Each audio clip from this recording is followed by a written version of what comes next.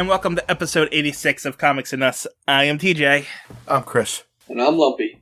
And this is the review show that reviews comics, chronologically, kind of. Alright, we're in September 1943, covering Detective Comics number 79. It was written by Don Cameron, penciled and inked by Jerry Robinson, lettered by George Russo. The editor of the story was Jack Siff. The executive editor was Whitney Ellsworth, and the cover artist was also Jerry Robinson. And this story is called Destiny's Auction. That's about it. Lumpy, what's the cover like? I really like this cover. I don't really have an explanation for why, but so it's like a crystal ball, and there's three people's faces, a woman and two men. And Batman and Robin are small again, because I believe they're standing on a table. There is like pots behind them, a tea kettle, and there's a curtain behind them that has like stars and moons on it. So it kind of gives you a little bit of like a fortune teller's vibe. Detective Comics is in white through a red stripe. Got Batman up in the top left corner. Superman DC publication. Mine doesn't have a price on it. It's 10 cents! Come on! 10 cents. It's the most important thing on the cover! I don't get it. I don't get that. It doesn't have it on mine. Well, it's kind of cut off on my version anyway, so. Where is it? It's up, next to under the D. Under the September. Yeah, it says September 10 cents. What does yours say? Yeah, see, mine just says SEP, S-E-P-T, period. That's what it says. SEP 10 cents, that's what it says. And then I don't have no 10 cents. Yeah, it looks like they're in front of, like, on a stage or something, so. Yeah. I don't know if you said that or not. I wasn't really paying attention. Well, I said it looked like they were on a table. I think they're on the fortune teller's table. That's what I think, too. Well, because Batman and Robin are miniature again. Well, they're always miniature. Yes. I like when they're really miniature in the comic. That's my favorite. That's my favorite. When it's canon. When it's canon, I like that. Alright. So, moving on here. We got another book review. Augustus Helps the Army by Legrand. Did he buy war bonds and stamps? I didn't actually read the review. That would probably be a pretty short story. So you know what, though? Augustus sounds like a German name to me. Yes. He went to Maine and found himself suddenly mixed up with spies in an enemy submarine. Ooh. Look out, Augustus. Be careful. Looks like he meets up with another guy. They worm their way into the thick of an army practice battle. Yep, Augustus and the river Augustus goes south. Augustus and the moon mountains. Augustus helps the Navy. Oh, this is part of a bunch of books. Augustus does a lot of things. Oh, Augustus buys war bonds and stamps. Is it Augustus Gloop? Maybe. Remember the one that gets stuck in the tube on Willy Wonka? I don't know, but apparently he has a river. He goes south. He goes to the mountains and he helps the Navy. Nice. Good for you, Augustus. I only asked if it was Augustus Gloop so TJ could look for that picture. Yes. You have to get him in the tube. You guys don't even know what I put in those videos, so you could be pictures of you saying I'm stupid or something. I really have no idea. So. Anyway, so we got Superman Secret Code. We're back to Krypton with this one. Mm. And, my God, this was so long to decipher. It's like 2 sentences long, and they switched the code so that you have to read the code backward for some reason on this one, or else it was just gobbledygook. I thought I was reading the wrong code, so I was going through each code, and then finally I was like, I guess I'll try the other way, and then I had to reverse the goddamn code to figure out the goddamn code. Yeah, well, you can't think it's going to be easy all the time. It's a Superman code. Well, maybe if the code was worth deciphering, I would have frickin' been happy to do it. Buy war bonds and stamps. No. Men are dying for freedom. For the 4? For the 4. For, F-O-R, the 4, F-O-U-R, the number, freedom. Huh? I don't know. I have no idea what that means. I think this was so complicated that you got it wrong. No, I deciphered it 5 times. Men are dying for freedom. The least we can do is buy war bonds and stamps. War bonds and stamps. This code was bullshit. Not like this one. That's weird. I'm trying to think of like what it could have been, meaning the 4 freedom. I don't know. Was there 4 allies at the time? Maybe. I have no idea.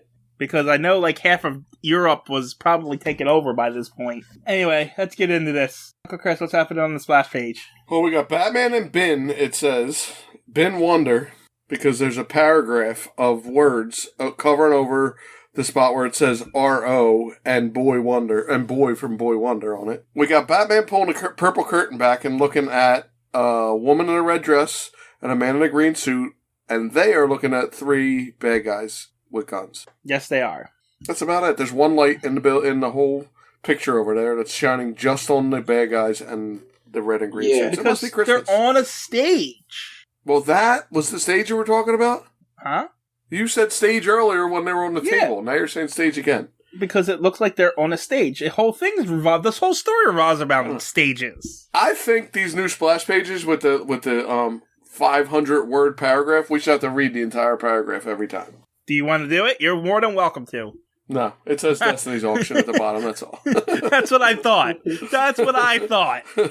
hand of fate. I think TJ should have to read them every time. TJ should have to read them and then decipher the Superman code, too. That's what I think. No, I already do too much work as it is while you two just sit there and talk. We weren't even allowed to talk in the last one. So. I know, you went right through the last one without even letting us talk. Well, the one before that was 40 minutes. I saved us 20 minutes. How about that? Fine. All right, so we open up with a woman who is blonde hair lump. She's blonde in Batman. Yeah, but she's not a love interest of Batman. Yeah. That we know you don't know of. that. That we know of. You don't know no, that. right. No idea. That's true. I mean, how it turns up in the end, she might very well be. True. She might become one. I'll give you that. Yeah. But she's not right now. Anyway, this girl, Judy, I think. Joan. No, that was the last one. No, that was the one. That was Flash. Oh, never mind. This is Judy. Judy O'Cashin. Joan was Jay Garrick's love interest. Okay. This is a nice Irish girl. O'Cassin. Sure. She goes to a fortune teller, giving this woman the last of her money, I guess. And the fortune teller says she's going to see her name in big words. I don't know what she says. Something along those lines. And Judy interprets it that she's going to become successful. So she goes home and finds a letter from the... Why am I blanking on what they're called? Landlord. Yeah, the landlady. There you go. From the landlady said there's a new lock on her door, and if she wants it, she has to pay her the $14 she's owed. That's her name in big words. Or big letters, or whatever it is. Judy O'Cashin. Yep. So the fortune teller was right. It's just not what she thought it was. Yeah, usually isn't. So the girl goes to the landlady and says, I don't have any money right now, but can I get my stuff out of my place? And she's like, no, not until you give me $14. She should say, I used my rent money to pay a fortune teller to tell me nothing. I'm sorry, I'm a dummy. Yes.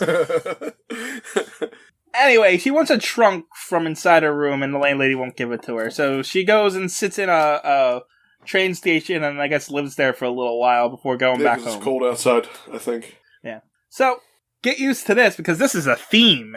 Yeah.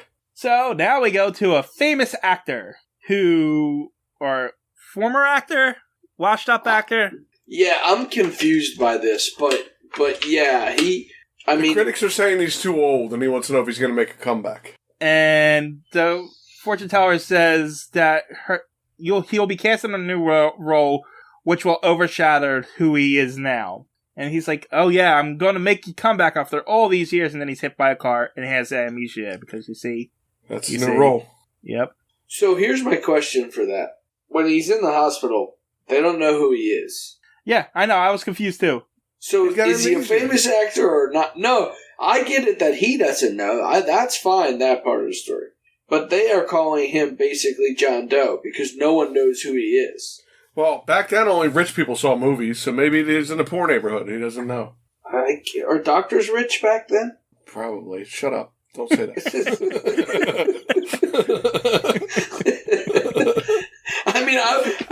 I was pointing it out, but at the same time, I don't know if doctors are rich back then. Damn it. Why do you gotta say that? So I don't know if he's a famous actor or not. Whatever. Maybe he got old. Okay. And nobody knows who he is. Maybe he got his face changed as he got old. Well, you don't need masks back then anyway, so it's fine. Right, so that's good.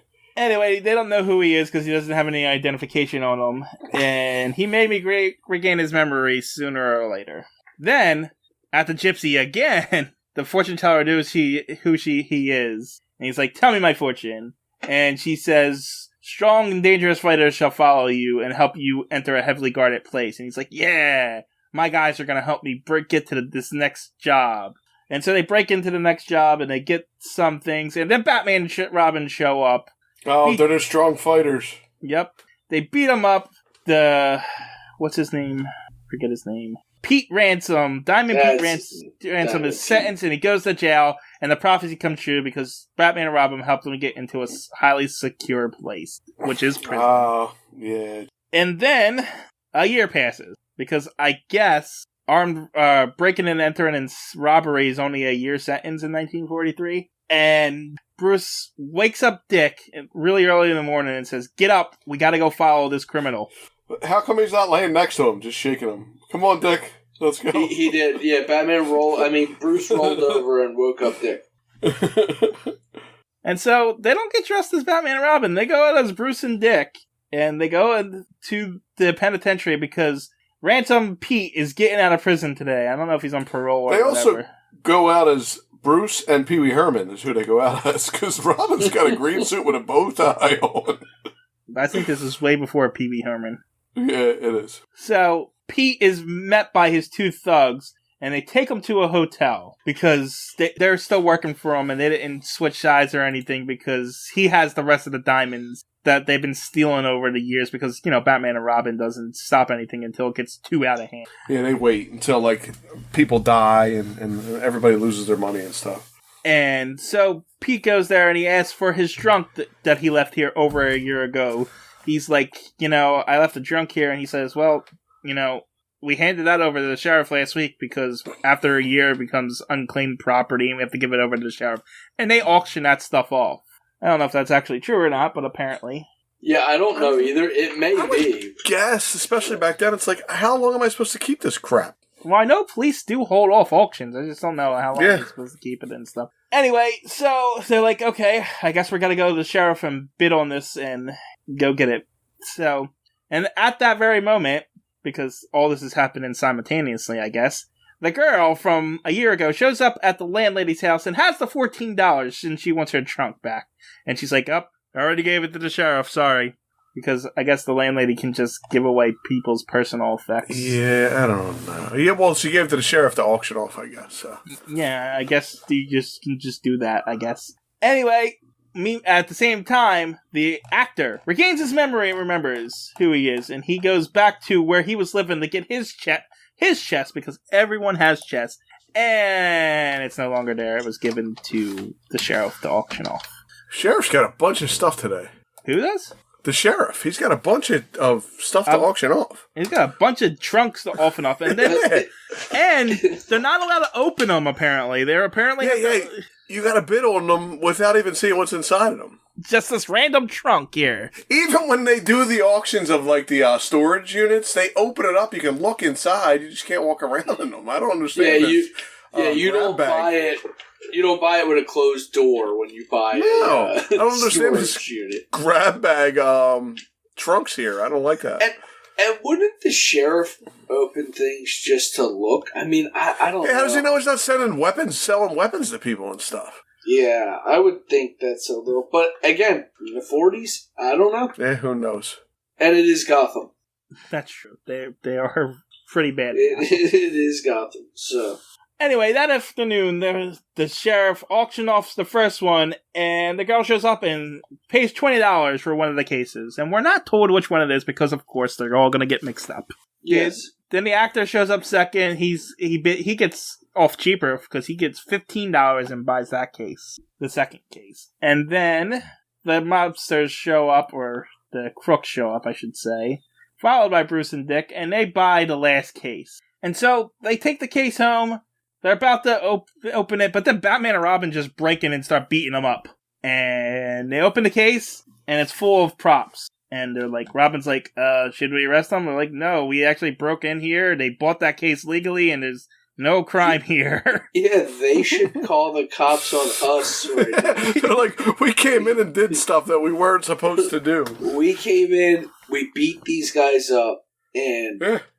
they didn't do anything wrong. They bought. All we did was beat them up for buying a chest. That's exactly what happened. But what makes it even worse is now Batman's technically deputized as like a cop at this point. He's recognized as part of the police force. Yeah. And they just like say, "Hey, I'm charging Batman with assault here, or I'm suing the police department." Yes. Anyway, they're like, so we cut over to the actor guy because Batman and Robin go to him next because they know he was there too because his name was on the trunk. So they go to him thinking he has it. And when they open it up, it's got a script from some guy, some famous guy, I guess, and a bunch of women's stuff in it.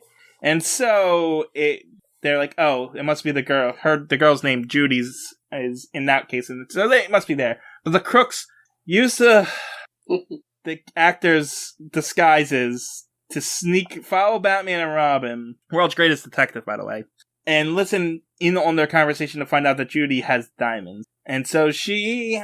Wait, I love their disguises. Go ahead. So the one guy is wearing, like, I guess it's a beard, and it has sideburns, but the sideburns don't cover, like, up. They're under his ears, and the beard is... And then the other guy has a pink and white hat with a giant mustache, and I really like that outfit. It's really cool looking. I don't know what the other guy is wearing. He doesn't really look any different. He looks like Vincent Price. Yes, he does. He looks like Vincent Price. Their costumes are stupid, and Batman's stupid for not realizing who they were. Yes. It's the same three guys you just beat up. Yeah. Anyway, Judy opens the case, and she finds $1 million in diamonds. And she's like, oh. And then she gets hit in the back of the head, and the crooks get the diamonds back. Batman and Robin show up with the actor for some reason. I don't know why he tagged along. Maybe for his trunk? Yeah, but his trunk was... Yeah, right. Why would they go to her house? Yeah, I don't know that. Anyway, the crooks don't want any witnesses, so they throw the unconscious Judy out a window. Batman swings up and catches her before she falls. And she explains what happens to Batman. And Batman says, we gotta get them because we gotta make sure these guys go to jail and get the electric chair. Because, Batman still has that... Make sure people die, yeah.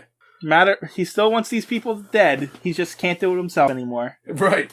He can't do it himself, so he really, really wants to see them get the electric chair.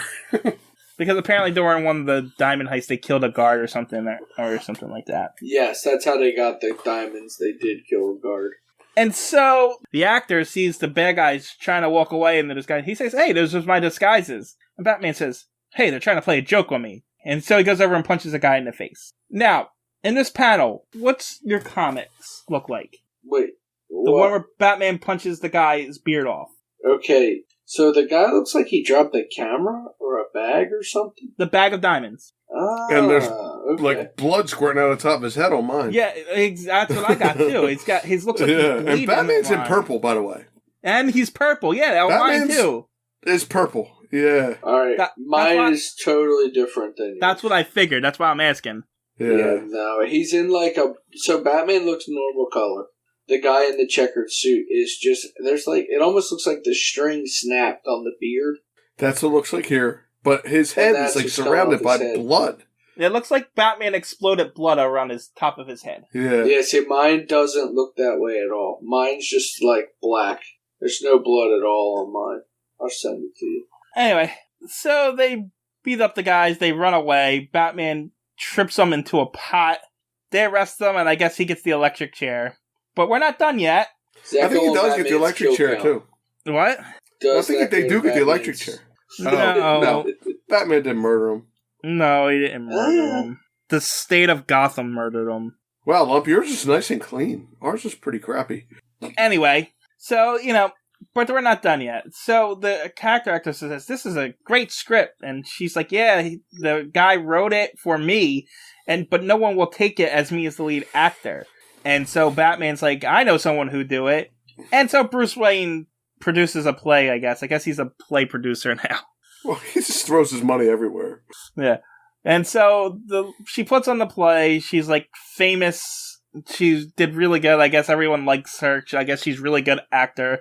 And I guess the washed up actor is there too, and he's in the play or whatever. And Bruce is, like responsible for all this. So yeah, he's the big hero all around.